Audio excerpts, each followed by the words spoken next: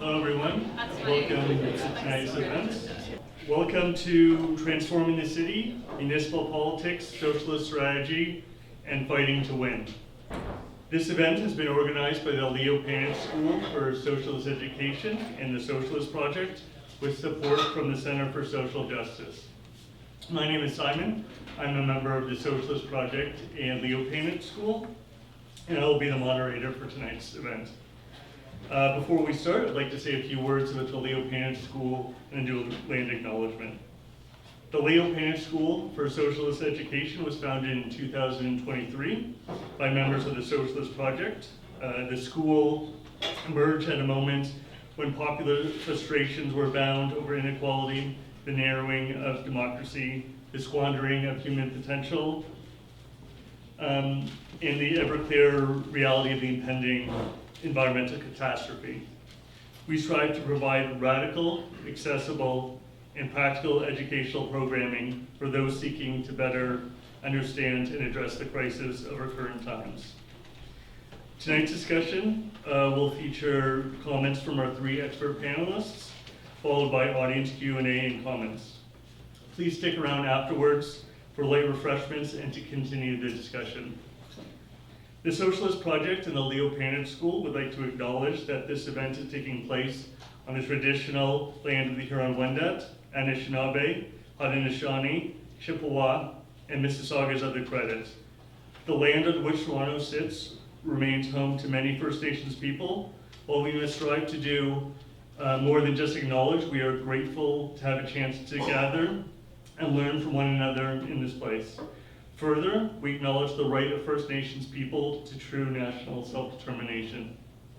We believe that it's important to recognize the common struggles experienced by both Indigenous and non-Indigenous working people, as well as the way in which capitalism relies on prejudice, exploitation, and oppression to keep us divided. We would also like to acknowledge the Palestinian struggle for liberation in the face of the current genocide and the occupation that has been going on for over 75 years. We encourage everyone attending to support groups such as the Palestinian Youth Movement and Labor for Palestine, and to heed calls for action from the Palestinian trade union movement. Every day, the problems in Toronto seem to be getting worse and worse. We see skyrocketing housing prices, homelessness emergency, the deterioration of public transit, increase in traffic, police crackdowns on protests and strikes, just to name a few. All of this under the leadership of the supposed progressive mayor, Olivia Chow. However, with these issues, we've also seen an increase in participation in political activism across the city, which leads us to the topic of tonight's event. The topic for discussion is about the potential of municipal politics to be used as a strategic site of organization and struggle, to put socialist politics at the forefront and achieve real change. And with that said, I'd like to introduce tonight's panelists. First we have Stephen Tufts, who's an associate professor of geography at the Faculty of Environmental and Urban Change at York University. His recent research focuses on the links among organized labor, urban economic development, and populism.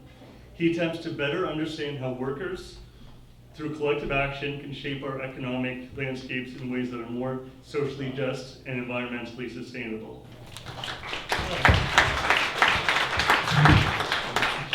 All right. Thanks, Simon, and thanks to Matt and the organizers for putting us together, and especially my panelists traveling near and far to be here tonight. And thanks to all of you for coming out. The first day after Labor Day is not an easy day in the schedule, but I think that you made it here is great. What I'd like to do to start off tonight is really to talk about radical municipalism, as it's a concept now that's being developed in current debates. I'll define it, how I understand it, including I think what have been identified as 4 dimensions of radical municipalism. And then I'll talk a little bit about its promises and limitations with attention to Toronto. And here I'll focus on where I think we might place labor activism in the discussion. Now, radical municipalism as a theory has lots of lineages to previous work. The debates on planetary urbanization, which state that we are now in an urban age. Over half the population lives in cities, and for those who don't live in cities, a lot of their lives are controlled by activities that happen in metropolitan areas. Second, it comes from municipalism itself, the idea that we devolve power down to the urban level as a new form of managing state capitalism, as Jamie Peck reminds us.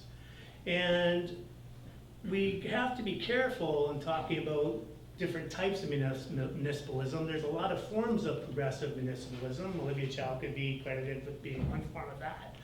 But it does nothing to challenge state capital. And actually, in some cases, you could argue that Olivia Chow is actually doing things to allow capitalism to reproduce itself. And I'll get to her in a moment. But radical municipalism is also a practice. It's people coming together to form new formations at the urban scale to challenge capitalism as the key strategic entry point.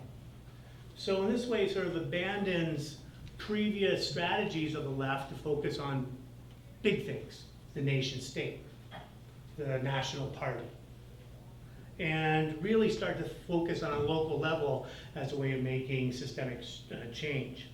Now, where it comes from on the ground is really this praxis of radical municipalism, which really comes out of the experiences of scholars who are observing what's happening in Spain, specifically Barcelona. Now, for those of you, I won't go into this detail much. For those of you who aren't familiar with Barcelona, there's a local party, the Barcelona en Comú, which means Barcelona in common, and it came into power in 2014, largely out of the mortgage crisis and the housing crisis in the city. It ran on a platform of actually combating and doing tourism differently, because tourism has some negative impacts on local populations. It's done some really interesting and good things. One of the first municipalities, for example, to ban Airbnb, which has an impact on housing. And this praxis is something that's been observed by colleagues working in Spain, such as one of the folks who are really working in this area is Laura Roth and a number of her colleagues. Now, we can even chase this back further. There's David Harvey talked about the importance of cities as a site for systemic change, but in a slightly different way, going back to the 1970s. And of course, we can go on before that. Municipalism has always been part of historical experiments in change. The Paris Commune, 1871, was a municipal experiment in how to run a city differently. So there's a long history of this. Now, the primary underlying axiom or sort of assumption driving radical municipalism is that municipalities have what's called proximal advantage. And that really means that it's a site where people come together. We are still fragmented in cities. We live in ghettos. We have fragmented populations, live in different neighborhoods. We have rich areas and poor areas. But the city and the urban is a site of conflict, contradiction, and possibility. And this is what radical municipalism holds. It's where fragmentation can be overcome and new solidarity is produced. And radical municipalism is differentiated from progressive municipalism, which is very much, we can see elements of this in Toronto over time, which cements bourgeois power, white supremacy, patriarchy, and gerontocracy. But radical municipalism is meant to be transformative. It's looking for systemic change that can spread across space and time. And there's really 4 dimensions of radical municipalism that Roth and her colleagues identified. First is its economic reorganization. It's new ways of producing and distributing goods and providing care and reproducing our social systems. Housing for living, housing not for speculation and profit. Rethinking paid and unpaid work, developing the care economy. Thinking about food security.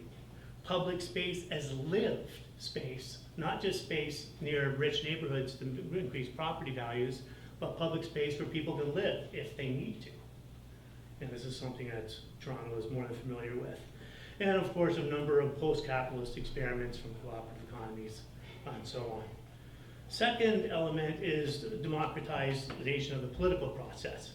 And here we're talking not, and God help you, I'm sorry if you've ever been subjected to doing one of these crazy urban planning, local democratic exercises, the charrettes, and you have to put papers up on the walls. That is not radical democracy. That is pain, is what it is. But real democratization of political processes, of development of alternatives, assemblies. And we had the worker assembly here, I'll get to that in a minute, 2009. New ways of thinking, having conflict, debate, voting, being autonomous from the leaders that we may support from time to time, and also networking with other assemblies in other locations. A deeper democratization. Third element is the feminization, I might also call it the queering of politics. And that is rejecting binary categories such as urban rural from the outset. Thinking about the economy as more than just exchange and value, but as social reproduction as a whole. And going beyond things of strategy and tactics to see how they fit together. And a big one for that radical municipalists talk about is really trying to get to new horizontal forms of politics and not necessarily falling into the trap of a cult of leadership. Okay. And the fourth one, of course, is ecological transformation. Thinking about metabolism, degrowth as a goal for an economy. Experiments that are more likely to be scaled up. Thinking about urban agriculture, air travel, rationing, and of course, free transit. Public transit, not EVs. Right? So this is something that the radical municipalism projects would talk about. Now, there's some caveats to this model and this praxis. First of all, it's not a done deal. There's nothing that says cities are more progressive than rural areas. Cities have to work at it. It's just there's more people in cities who are then going to be more progressive because they're bigger populations. And we've seen that. Toronto, a couple of years ago, had a protest in Queen's Park of the convoy. So did Ottawa. So we have to keep that in mind. Cities are also divided, but they're divided assemblies. They're places where fragmentation can be overcome. There's a possibility of cooperation. But that means work has to be put into it. We're social, we have to do that kind of social organizing. Third caveat is there's no recipe that's going to fit all. That radical municipalism, because it's place-based, is going to be geographically variegated. What might work in Seattle with taxing Amazon campaigns might be quite different than what works in Toronto. In a recent paper by Mark Thomas and Romana Pelbecki, who are here tonight tracking that tax Amazon campaign, situates that struggle in the local and the urban scale very well. And Toronto will have its own brand. We also have to go beyond the city. Radical municipalism does not neglect the suburbs or the rural. And this is one of its biggest challenges that I would argue in its conceptualization. It doesn't overcome what Gramsci called the city countryside problem, but it's necessary. You have to be able to talk to different people in different places and experiences in order to build power as a transformative transitionary project. And this is not an easy fight. We are really up against it. We have policing, pro-business, anti-child care politicians, and we don't have any structures existing in Toronto yet to fight back. There is no thing of significance left to propose a viable alternative to the power. But we also have a lot of endless demands we're putting on for change. And the metaphor of where we're at at this juncture is that we are loading up a car with all kinds of luggage and packages, but there's no engine in the car and there's no steering wheel. This is the challenge that we're fighting. We need structures to do this. Now, let's talk a little bit about some of the issues, I think, with labor and how it might fit in these four dimensions, and some of the challenges and contradictions that pipe up. For economic reorganization, of course, co-op housing, care economy, food security, it's always been noted, the idea of living in public spaces and using public spaces differently. A recent example, I think, that shows some of these contradictions is the recent fight that OPSU had with LCBO on fighting against privatization and keeping the LCBO in public hands. Of course, it was a very good campaign, and it was very elaborate, and it was quite sophisticated, which showed that if we're gonna sell booze, at least let's keep the money so it can go to public good, and not to convenience store owners and petite bourgeoisie who support for it. That was a very difficult fight. The contradictions for that, however, in that narrative, is that it really didn't account for the experience that workers have had, who've had their bodies policed with what they put in them with alcohol by the state for a long time. Now that challenges things. But also, rural areas don't look at liquor store privatization the same way. They've had agency stores for years now. There's about 400 small agency stores across Ontario.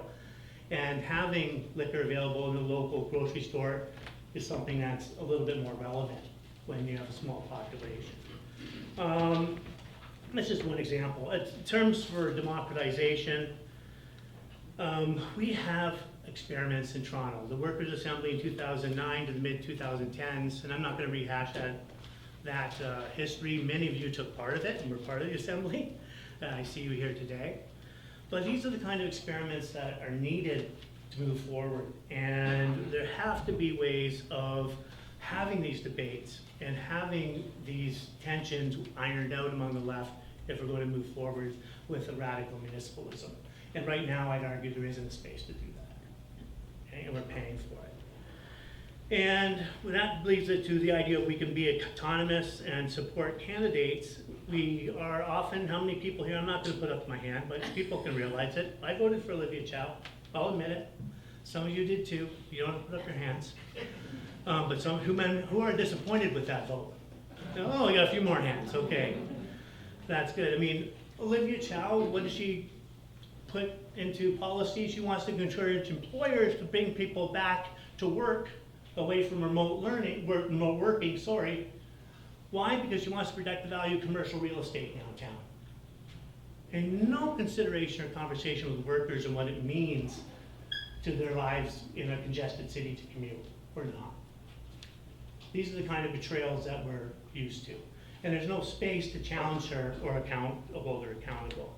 And the question then becomes for democratization is, can we in Toronto really put forward a socialist candidate, I'm talking a real socialist candidate, for city council that's autonomous from the NDP, okay, as has been the case in Seattle. We have not engaged in that project in a meaningful way yet. Feminization of politics, again, this is the idea of non-binary categories and really moving away from masculinist notions of leadership and where we put a lot of our eggs in one basket. And I think there's an interesting case where radical municipalism can help us here, and that's with the Fred Hahn case that we're experiencing right now.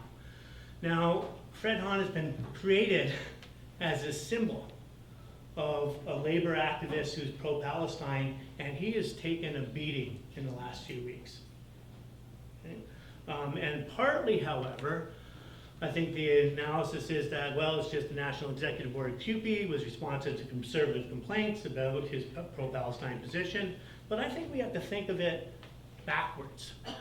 What if we think of it as the National Executive Board of CUPE took advantage of the complaints from conservative Zionist members of the party complaining against Fred as a way to discipline Fred and far left members of their own union, and a way of dealing with the Toronto problem, which CUPE has always had. Dealing with CUPE Ontario, Laura Walton with the EA was in CUPE for 15 minutes, then she's now with the OFL, and now, and let me not even talk about 3903 and the problems that causes for CUPE. That's another, so where it's about how does radical municipalism, however, fight back against that and realize that those Toronto and other divides exist. And lastly, ecological transformation. Degrowth of public transit are key here for radical municipalism. But we have to understand that this is a long-term project, given the built environment of the suburbs and what it means for people.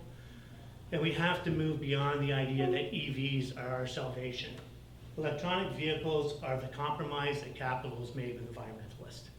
But it's not going to do anything to make environmental change real. That's going to be large-scale public transit. and we'll let Sheila talk about that.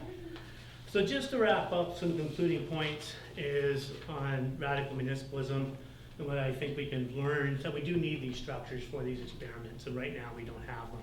It'd be interesting to see if we had a real alternative in Toronto to help push back against the beating that people like Fred Hahn have taken, besides just the individual interventions by folks and friends like Judy Rebick, which have been quite, I think, useful.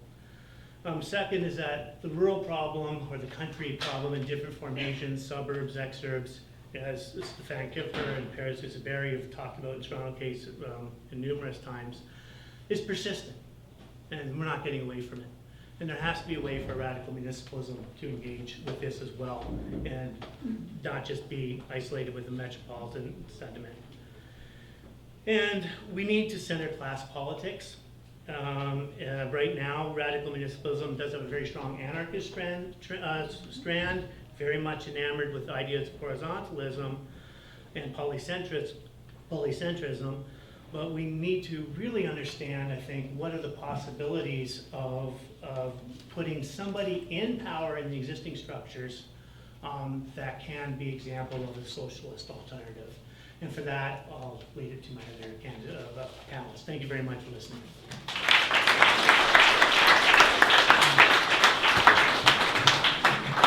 Thanks, Stephen. Next up, we have Shelagh Pizey-Allen, who is the Executive Director of TTCriders, which is a membership-based organization that campaigns for expansion and increased accessibility of public transportation throughout Toronto. TTCriders has successfully lobbied City Council to establish reduced rate transit paths for low-income residents, to make the King Street Transit Priority Corridor permanent, and to establish the Scarborough Busway.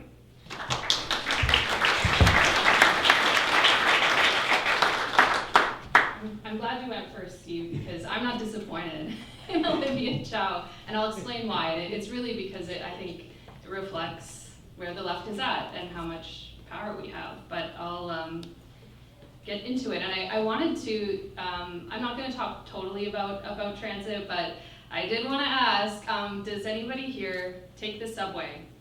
And have you been experiencing the slow zones?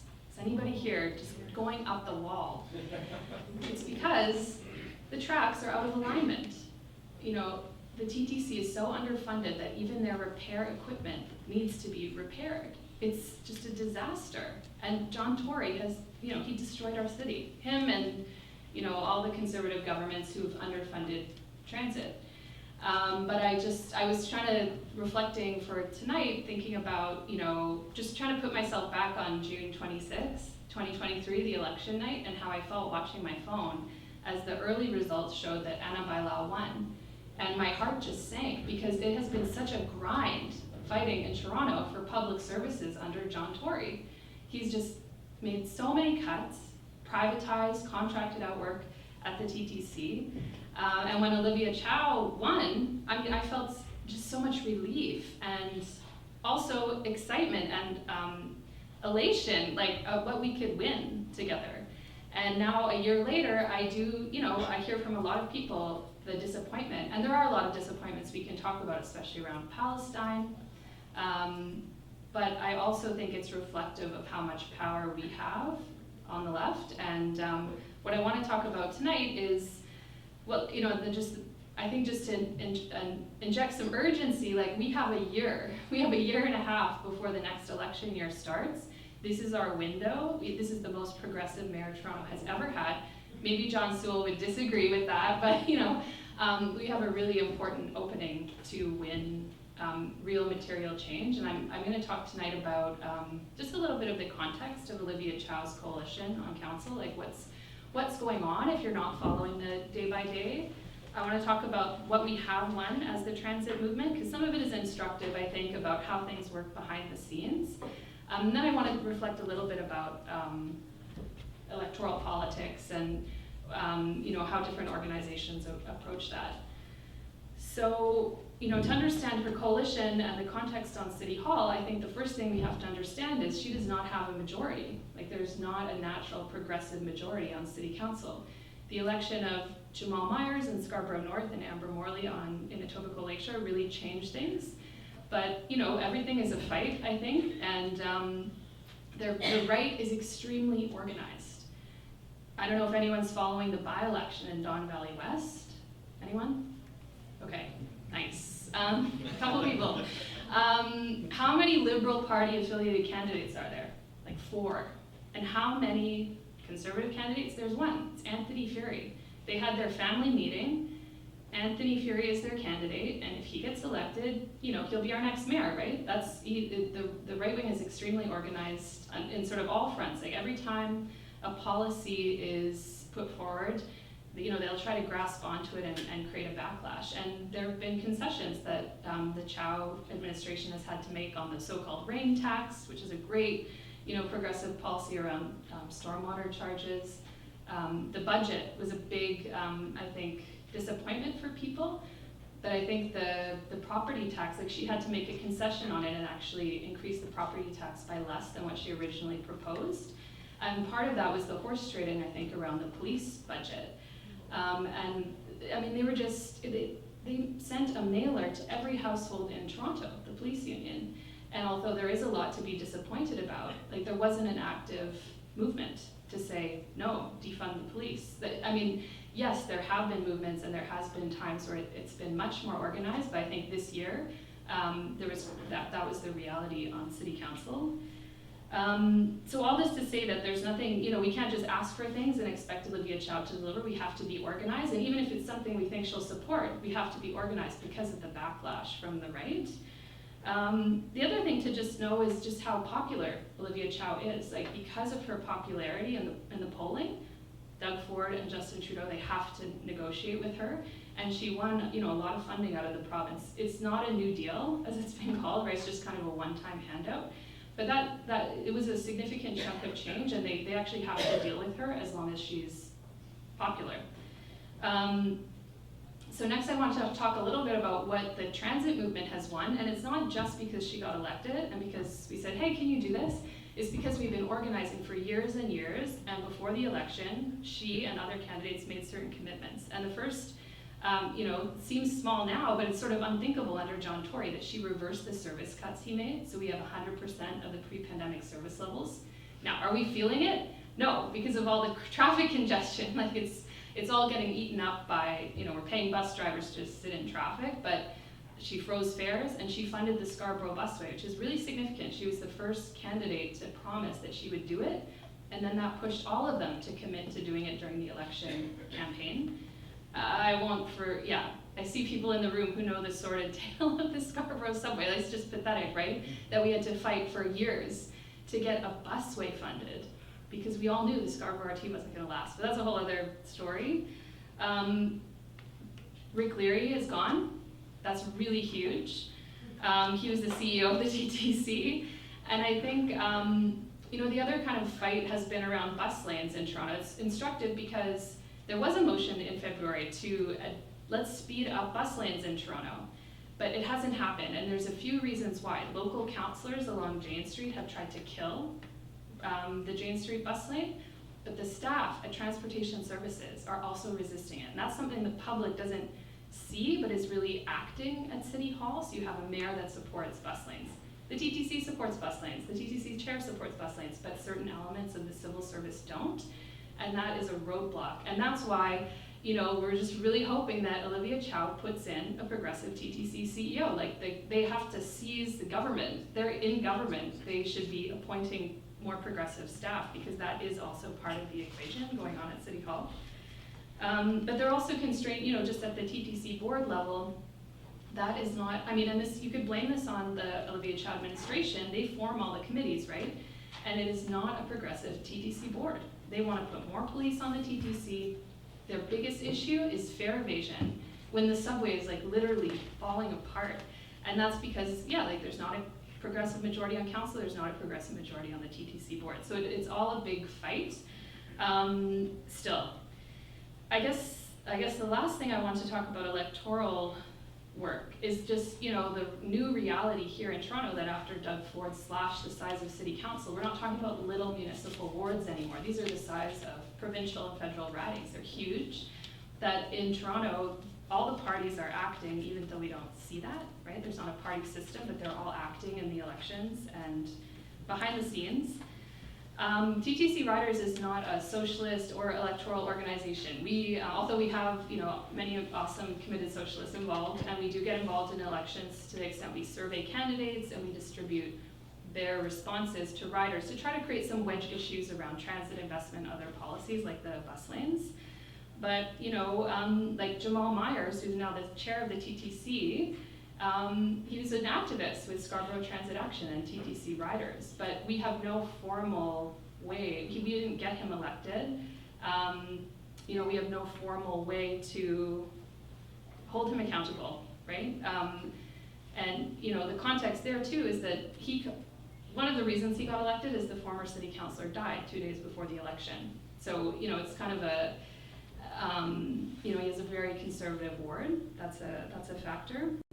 I just wanted to talk about two groups that do exist, or thinking about what's going on at the city, that Progress Toronto does get volunteers out, and I think acts on candidates in that way. They can exert some pressure, but there's no candidates that they endorse. They'll send, you know, a real army of volunteers that makes a big difference, but there's no formal mechanism for candidates to be accountable to them, or for Progress Toronto to kind of have a meeting and say, well, what are we all going to, you know, ask of this particular elected official. But I did want to shout out, I know someone in the room could speak about this later, but Chiara Padovani is sort of like the opposite, you know, side of the coin, where she is a candidate. She lost by, I think it's 94 votes in the last election, all because Francis Nunziata broke election rules, faces no consequences.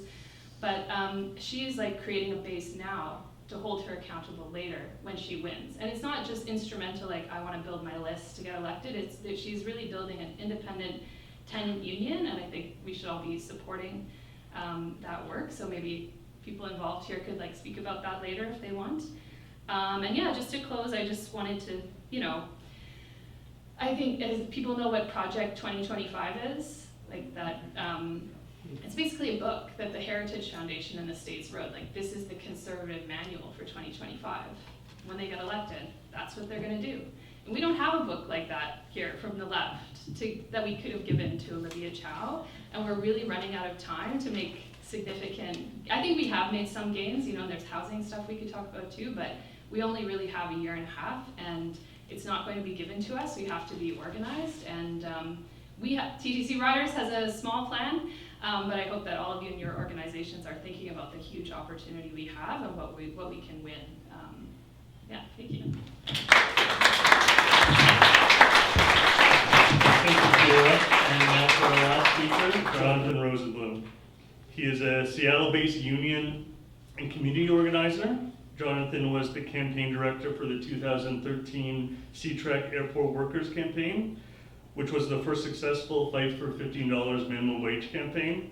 This led to his book, Beyond $15, Immigrant Workers, Faith Activists, and the Revival of the Labor Movement. He has a forthcoming book on the socialist political movement in Seattle over the past 10 years.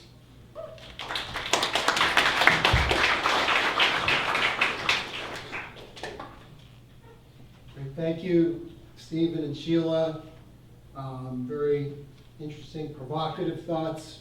Hopefully we'll have some more discussion soon with everybody here. I want to give thanks to the Leo Panitch School for helping to bring me up from Seattle, to Simon, Matt, and the others. Of course, Schuster and Sam for hosting me along with Herman.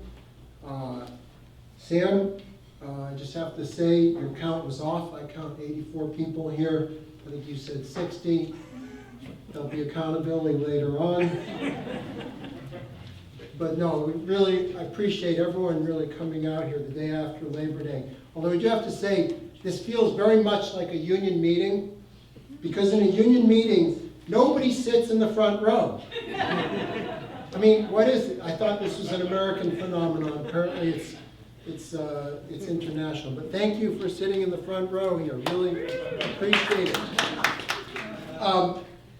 So, in the last decade, my hometown, Seattle, Washington, a medium-sized city in the heart of world capitalism, was the scene of a novel political experiment. And that is, what happens when a Marxist movement gains a foothold of power inside the modern-day state? In November 2013, Kshama Sawant, a member of the Marxist organization, Socialist Alternative, won a seat on our 9-member city council, a seat she held for a decade through 2 re-elections and 1 attempted recall. Now, the lessons of this decade are instructive for activists everywhere, particularly for those of us working to advance socialist movements.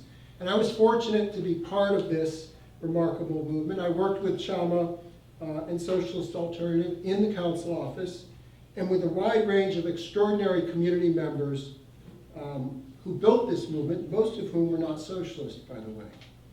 And I wrote a book about this experience. It's going to be published next year by Orr Books. So please make sure you sign up for the Leo Panitch School so we can let you know when the book is available. Now, as one of 9 council members, Kshama was vastly outnumbered. But the movements we built took on the political establishment and the commanding heights of capital, Amazon, Starbucks, Boeing, and the other transnational firms in Seattle. We won a $15 minimum wage, the first major US city to enact such a bill. We won a tax on Amazon to fund social housing and Green New Deal projects. We won bans on evictions, limits on rent increases, and other breakthrough renters' rights protections. We saved low-income public housing for thousands of residents and rescued a senior center and a neighborhood post office from gentrification. We replaced Columbus Day with the annual Indigenous Peoples holiday, and we secured millions in funding for the LGBTQ community services and sheltered housing for people living on the streets. We won a first-in-the-continent ban on caste discrimination, and we were the first major US city to officially go on record last fall demanding a ceasefire in Israel's assault on the Palestinian people. And we won 3 hard-fought re-election campaigns in which big business and the Democratic and Republican political establishments united to kick us out of office and failed every single time. Now, we didn't win every single policy battle, far from it, but we certainly learned through each one. And through the struggles, we gained hope, and we built our ranks, and we built consciousness. I certainly entered myself this experiment reform-oriented and jaded about the prospect of major change through politics, but I left it hopeful about the potential for revolutionary approaches to political struggle. Through this decade, we refused to accommodate to the political establishment as most modern-day progressives and reform socialists have done. Rather, the movement drew upon the revolutionary lessons and experiences of Marxist political theorists and practitioners of the last 175 years. I'm going to describe this. There are 3 pillars of practice that sharply distinguish Seattle from virtually every other contemporary socialist in political office in modern times. First, a class struggle approach that understands the need to fight within a hostile political system. Second, bold demands that link core material working class needs to the broader call for socialist transformation. And third, grassroots democracy to shape demands, organize in the community, and take the fight to the political establishment. Now, these 3 pillars are not new to socialist discourse, but their application is new to the North American political landscape. I'm going to describe each in a little bit more detail. The first pillar, class struggle approach, is born out of a keen understanding that the state is a hostile force that has to be confronted by organized working class power. And by state, I mean the full range of institutions that establish, maintain, and enforce the rules governing civil society. The executive and legislative branches of government, yes, your mayor, yep, the bureaucracy, the courts, and the police along with adjacent institutions including the media and mainstream political parties, the political establishment, Democrats and Republicans in my country, the NDP, liberals and conservatives in yours. Now, more than a century ago, Lenin observed, quote, "The state is an organ of class domination, an organ of oppression of one class by another. Its aim is the creation of, quote unquote, order, which legalizes and perpetuates this oppression by moderating the collision between the classes." And we have to think about that in the context of when we have progressives elected. Are they elected to lead a revolution, or are they elected to moderate the collisions between the classes? Now, the Seattle movement was guided by this recognition that the political arena in capitalist society is not an open forum for the contest of ideas, but rather elected leaders, the bureaucracy, and the courts are the political instruments through which the economic powers maintain and reinforce their domination and control. And capitalist order, they are ultimately hostile to the interests of workers, even if we have a foothold inside their institutions.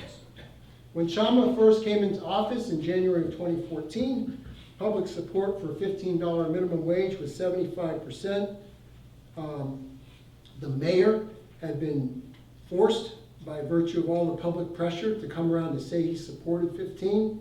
He established a blue ribbon commission of 24 labor, business, and civic leaders, none of them, of course, minimum wage workers, to come up with a consensus plan for 15 behind closed doors.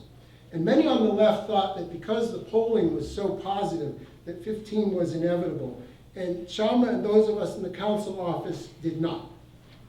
We said the Democratic mayor and the Democrats on city council and this commission would attempt to co-opt and then sell out the movement. So we adopted a two-pronged approach. First, fight for the best possible legislation in city council, mobilizing and protesting as much as we could. But secondly, at the same time, collect signatures for a voter initiative to place $15 on the ballot that fall should the legislation fail. The initiative was our leverage to force the council to act, and the Democrats absolutely hated it. They were used to negotiating agreements behind closed doors. The last thing they wanted was open class warfare on the ballot. The other thing the political establishment didn't like was how we operated inside City Hall. We treated our council office not as a place to engage collegially with other council members, though we were pleasant to them, but as a beachhead for the movement inside a hostile municipal government. We opened up the office to activists for strategy meetings, to run phone banks, to make posters and chant sheets, to organize neighborhood tabling and postering parties. When Kshama spoke from the city council rostrum, it was not to persuade other council members, but to energize and organize community members to amplify movement demands and to expose the hypocrisy of the politicians to her left and right on the dais. Many, though not all, I have to say, labor leaders also hated our approach. They thought we were being far too confrontational with the Democrats. They too wanted to cut a quiet deal. They formed a coalition of union leaders to advocate for 15 in a more pleasant way, and after a couple of months they kicked Kshama, herself a rank and file union member, ironically, out of the coalition. Now, true to form, the mayor's coalition stalled. Business refused to agree to 15, and at one point even some union leaders were prepared to settle for a figure lower than $15 an hour. What broke the impasse was our movement's decision to move the ballot initiative forward. In late April 2014, more than 500 workers and other community members gathered for a 15 Now conference organized by Socialist Alternative. Now, over the course of an entire day, a Saturday, the attendees discussed, debated, and voted on the initiative ballot language and also the campaign strategy. It was a brilliant display of true grassroots democracy, which Stephen referenced before. Everyone who came had a vote, whether you were an elected union officer or a first-time activist. Now, the 15 Now convention forced the hand of the political establishment. Within days, the mayor's commission produced a legislation that went to city council. The mayor candidly said it was intended to avert open class warfare. Within a month, the bill passed the city council unanimously. Now, the truth is, we also did not get everything that we had demanded as a movement. rather than an immediate $15, as the airport workers to the south had just won months earlier. This was 15 phased in over several years. Democrats introduced late amendments to create loopholes and to delay the first pay hike by several months. But it was a tremendous breakthrough victory, and as you know, it spurred movements throughout the continent. Now we know that whatever we win, whether in the legislative arena or in union bargaining, and the same thing is true in city council, whatever we win is a function of the balance of power that we hold, the amount of disruption and trouble that our movement can impose on our adversaries at that particular moment. So while celebrating our historic victory, Kshama noted that the $15 fight showed both the strengths and the limitations of the movement, and that we needed to build an even stronger movement moving forward. Now I want to just for a moment compare this approach, this class struggle approach, to contemporary progressives and even self-described reform socialists like Bernie Sanders and Alexandria Ocasio-Cortez. They may win elections with bold programs and an insurgent grassroots campaign, but once in office they have proven to abandon any pretense of class struggle. Recall when AOC was first elected in 2018, she joined 200 Sunrise Movement protesters in occupying Congresswoman Nancy Pelosi's office. Folks remember that? Demanding that the incoming speaker commit to passing Green New Deal legislation. And for a moment, it appeared that combative socialist politics might actually be taken up in the halls of Congress. Alas, that movement faded pretty rapidly. Just a year later, and only months after 6 million people worldwide walked out of workplaces and schools to take action on climate justice, AOC had pivoted away from the politics of disruption. She criticized other progressives as being too conflict-based and affectionately referred to Pelosi as her mama bear, even while the squad's signature Green New Deal legislation languished in the legislative dungeon. Members of the squad held the balance of power in the House, but refused to employ it to force votes on Medicare for All, Green New Deal, or a raise in the paltry minimum wage, $7.25, as it has been since 2009 in my country.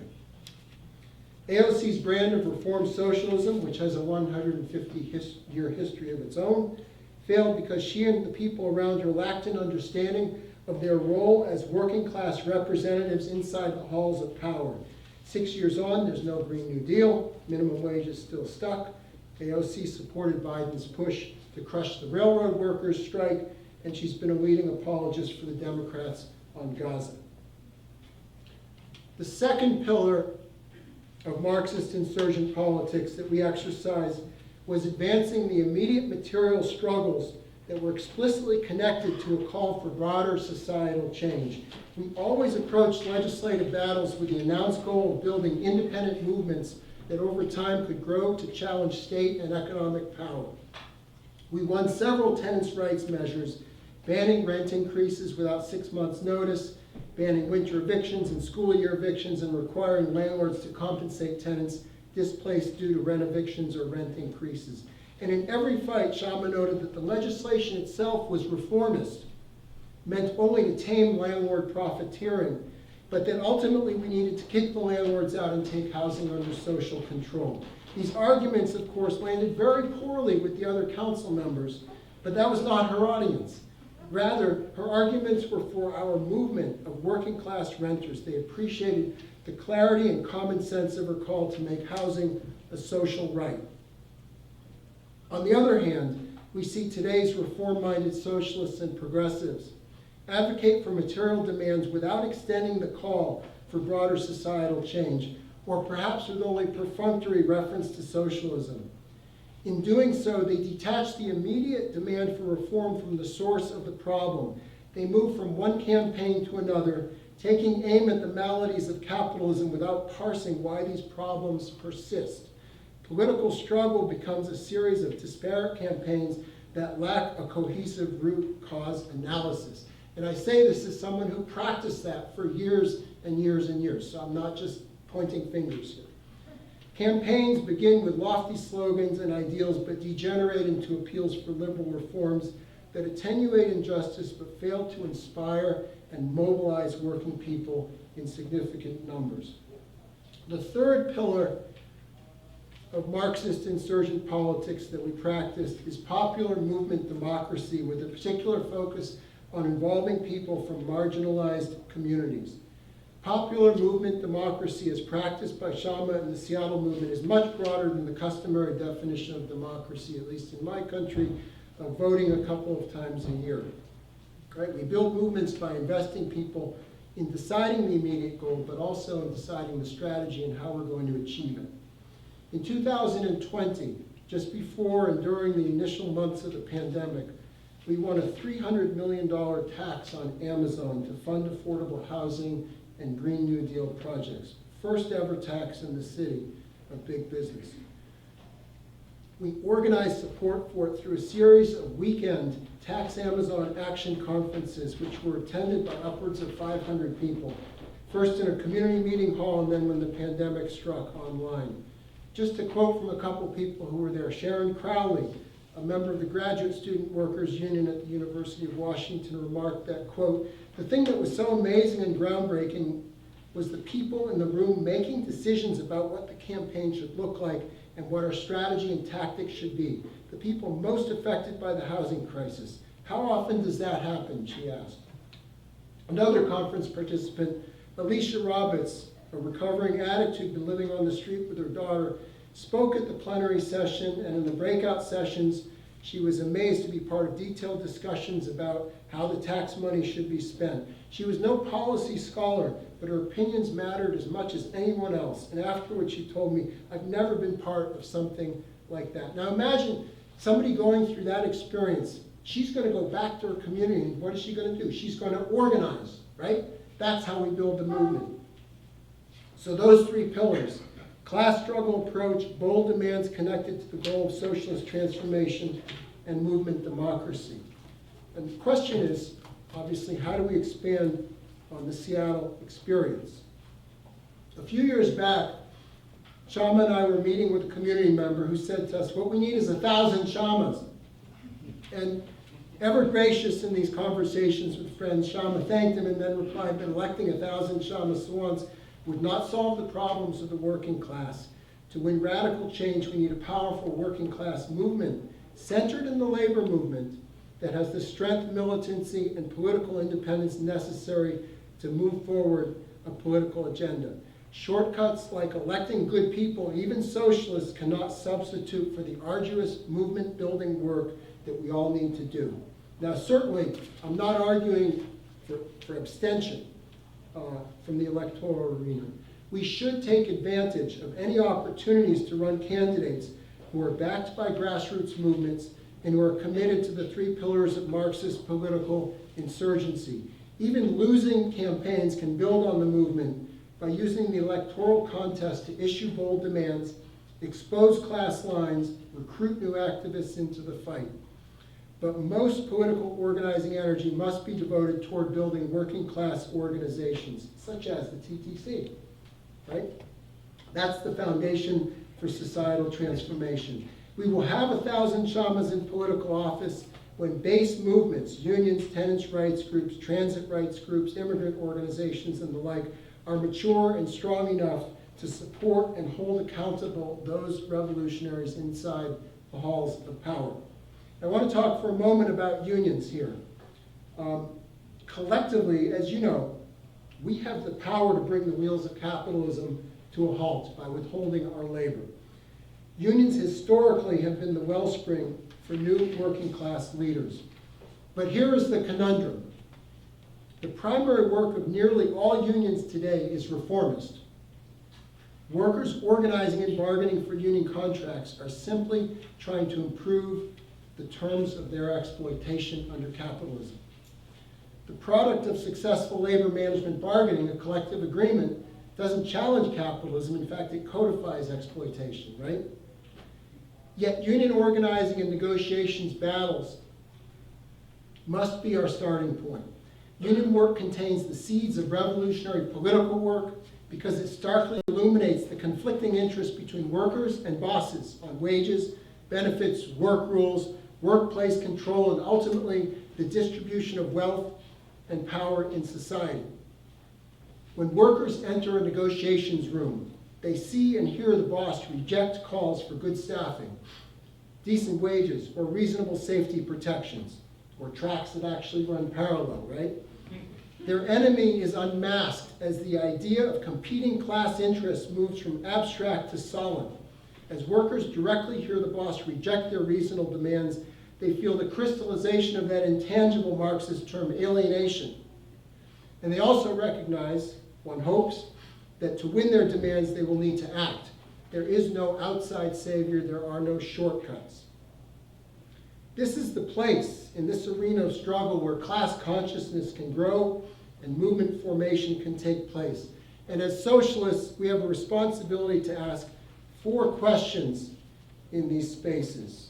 Our own Passover questions, imagine that.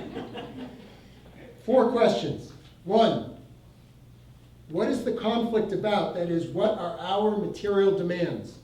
2, why does the conflict exist? That is, what are the competing interests? 3, who is on our side and who is against us? We have to draw up a balance sheet of forces. And finally, number 4, what must we do about this conflict? Engaging our fellow workers around these questions moves workers from passivity and pessimism to class analysis and action, not just for immediate demands, but ultimately for societal change. We must insist on bold union demands. Bold bargaining demands demonstrate that the union is fighting for the interests of workers as a class. Educators fighting for smaller classroom sizes. Public workers and construction workers demanding billionaire taxes to build social housing. Transit operators fighting for social services so that they don't have to be social workers on the buses, right? Those are just some examples of how union members use their power and can use their power to inspire other workers to come off the sidelines and join the fight. The sharper the conflict, the greater the opportunity to develop political consciousness and engage new activists. Strikes in particular are outstanding training grounds for new leaders.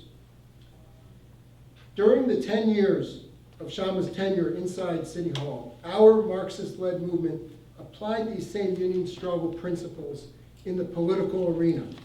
Legislating like union bargaining is by nature a reform process, but by advancing bold demands and connecting them to a socialist vision, Kshama and our movement forced class conflict into the open, exposed opponents, fostered alliances, and built class consciousness and confidence in a new generation of activists. The challenge for all of us today is to embrace that dual strategy of waging immediate reform fights at the municipal level in collective bargaining and in the broader community while we demand broader societal transformation. And we can't leave that second one off the agenda. What Seattle showed is it's possible to do this. Seattle provides a way to fight back. The new political revolutionary movement, if there is to be one, must expand on these lessons. It must raise the socialist banner, not in an abstract or utopian way, but with purpose, with method, and with discipline. It must guard against expediency, shortcuts, and reformist temptations, and it must bridge immediate material battles to a clarion call to transform society and save our planet. Thank you, and solidarity.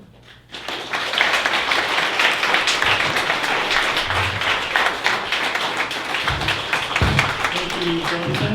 Round of applause for the speakers.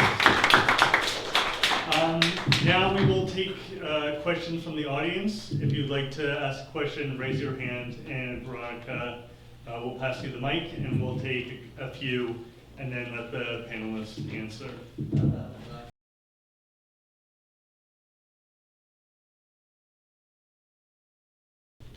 Yeah, I'm not 100% sure on the first question, but I do know, because of the work I was doing with the airport workers, we tried to, early on, over a decade ago, fight for what we called the Pan Am wage. We also called it the Pearson 15. We had lots of cool nicknames for it, which was inspired a lot by the work that Jonathan was doing in Seattle. And this was before the Fight for 15 took more of a broad turn. And one of the interesting things in the pushback that came from unions. Okay, there's all kinds of pushback from the airport and employers. Was that, well, you know, why is it 15? And we had some unions saying, you're not asking for enough. It should be 1867 because that's what some economist calculated in the CCPA. Whether you use it's too much, it should only be 14. And when that raise did happen under the Wynne Liberal government, it did catch some unions by surprise. And at the airport, some unions had to open their collective agreements because the starting wage was below the minimum wage. Right, and that's one of the reasons the pushback is. But luckily enough, unionists realize that as the minimum wage legislating goes up, it's easier to bargain for higher wages at the table. But I think that's one of the processes that we saw unfold at the airport at that time. And we're still again trying to fight for what we call the Pearson living wage, which is a wage level for all workers that have a airside identity card or a rake, that they would have to be paid higher than the Ontario minimum wage.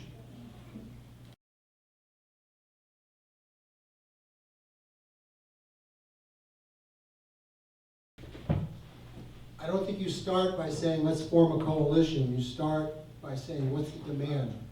What is an issue that is broadly and deeply felt by working people? And to the question about, or the point about municipalism, it's easier to start at the municipal level than it is at the provincial or the national level, right? How many people in a riding here? About 100,000? Right, in the city council district? Around that, right? So it's easier to imagine organizing that as opposed to organizing on a provincial basis or a national basis. But you need four things. You need a big issue that is deeply and broadly felt. And for us, it was 15. Secondly, is the crisis needs to be felt by people, right? They need to say, we need to do something, right? Whether it's an economic crisis or a social crisis or an environmental crisis. Thirdly is you need committed leaders. You don't have to have the whole coalition put together. You need enough people to begin to drive this thing forward. And then fourthly, you need to know what your next step is. And for us, the next step was run somebody for office, right? You don't need to have everything figured out in advance. You don't need a whole battle plan from A to Z, right? But you need those four things. Now, before I hand the mic back over, just another point on the municipalism, because there's been some discussion about your mayor and other folks. Who runs your city? Who runs your city? Anybody? Name an entity that runs your city. It's corporations, right? Your city. So, and this is not to sort of dismiss the engagement in the political arena and what your mayor or council members are doing, but your city is run by Scotiabank, Magna, Amazon, CIBC, those big corporations, right? From time to time, there's a change in the personnel who occupy the legislative and executive branches of government of that city. But what doesn't change is who's actually creating the limitations of debate and possibility. And that's the corporations, that's who we're fighting. So if Olivia Child disappoints you, and if I lived here, I'd probably be disappointed by her too. I wouldn't just point fingers at her, I would say that what we are witnessing is a function of the power relations between workers and bosses in this city, and the mayor feels she has to do these things because that's where she's being pulled by power. So it's our job then to go back and build more working class power to counter that, right? So we have to have some class analysis when we think about how do we intervene in politics. Otherwise, you just get into this discussion in my country. It's insane. You get stupid if you listen to CNN. Harris or Trump or Harris, and who was wearing what today, and who went where. It's like there's nothing about it. In the meantime, corporations are making record profits, right? So let's pay attention to who has power, and then build a campaign that recognizes who has the real power in this city. Thanks, Jonathan. And Sheila, if you have any thoughts on Yeah, any maybe of I'll, those questions? well, just to the point about corporations, I forgot to mention trying to regulate Uber. That has been a fight here, and it was pretty exciting because there was sort of a sneak attack motion at City Council. We're gonna put a cap on Uber licenses because they're flooding the streets. It means worker wages are driven down, it's contributing to congestion, and it's just, stealing public transit trips that would have otherwise been on the TTC. And then they had to walk it back because the staff said, look, they're gonna sue us. So, and they weren't, bold enough, but that it is the corporations that run our city.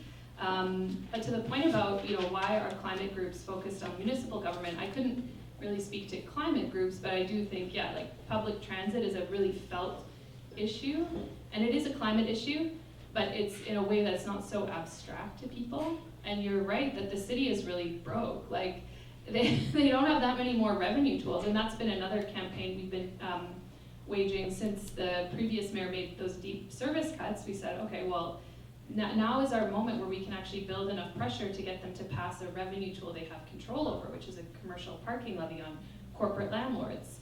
And that, because that could be a significant chunk of change for the city. And of course, who's lining up to lobby at Cadillac Fairviews? All the big mall owners don't want to see this happen. But besides that, there's not a lot of money, but we have a lot more power that we can build at the municipal level.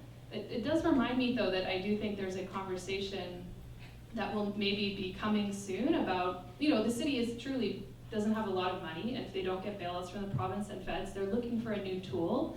And one of the ones that people are floated, or people are floating, even some so-called progressives, is a sales tax, which is obviously a regressive tax. It would be a nightmare to introduce that now when people are feeling the high cost of living. So that might be kind of a debate, a fight to have within the progressive sphere, because that's something people are kind of floating. And then the last piece around coalitions, you need membership organizations to build powerful coalitions, and I do think that there's not a lot of climate groups or even groups acting at the city level who are membership based and democratic, and that's what you need that's a precondition for having a powerful coalition.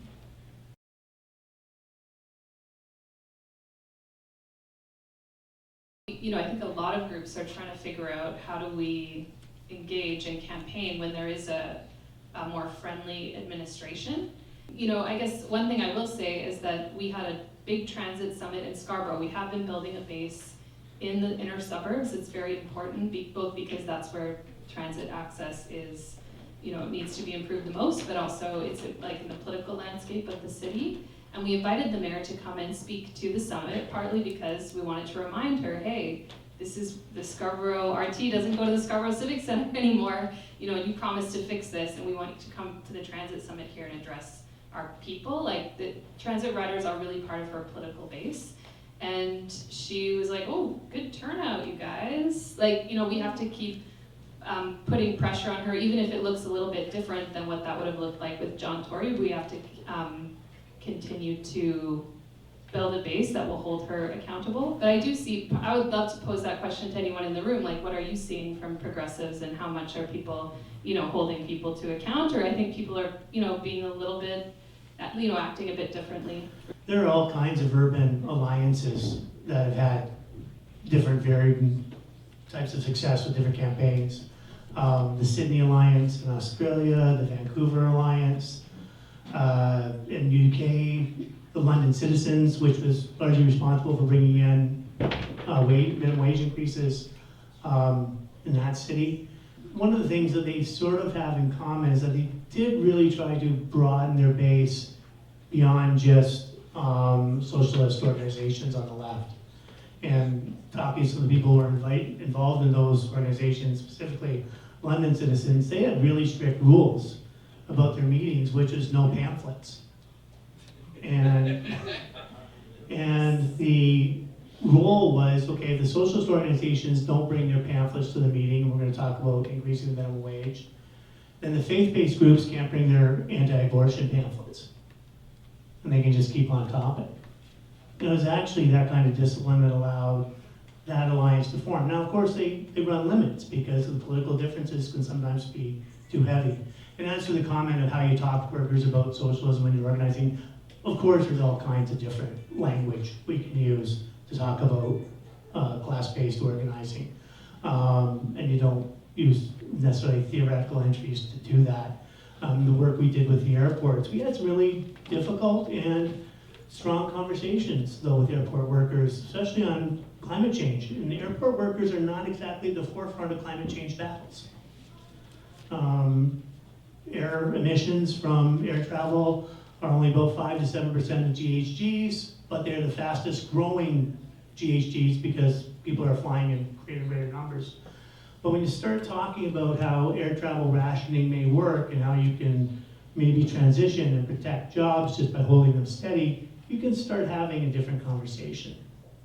And I think that's what we have to do. We have to start talking about and finding ways to reach people and having conversations, but still holding the same thing. The other danger about not talking in socialist language to workers is that we have other groups that are, and that's the far right, who are now calling everybody who doesn't agree with them Marxist and communist.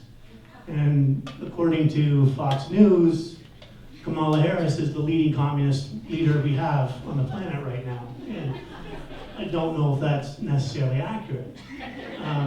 But I think that's something we definitely have to consider as well. Thanks, Steve. I think we'll end it there, so let's have a round of applause for all our panelists.